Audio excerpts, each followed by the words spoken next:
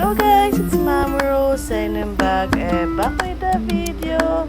Hello mga beshi ko. For today's video, share ko lang ang budol ni Shopee again and again. Yes guys, tingnan nyo naman ang nabudol ni Shopee. Itsura mo lang, mukhang tutut chalice na. Yan na nga guys, nakita ko yan sa Shopee. Scooter po yan, no? Diba kinis agad ako ni Gigi dahil may bago na naman siyang toy. Yan na nga po, for only 200 plus yan. Pero sa Shopee Live natin, check out, kaya may 50 pesos off. Yes guys, 50 pesos off at free shipping na rin po. Ito yan na nga, it's color blue. Ayun na lang, kitang-kita ang excitement ni Gigi at hilap na hilap ako i-shoot dyan.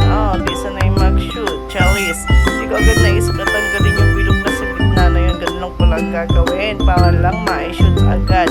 At inip na nga si Gigi. Mami, hurry up please. Ayun na nga guys, kung gusto nyo ibili ang inyong mga Junakis, i-check out nyo na yan sa Shopee. For only 160 ko lang yan nabili.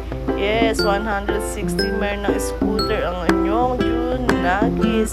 Yes, at kasiyahan ng bata ang mahalaga pag tayo ay naging magulang na. Di mas inuna natin sila kaysa sa ating mga sarili. At ayun lang po. Ingat!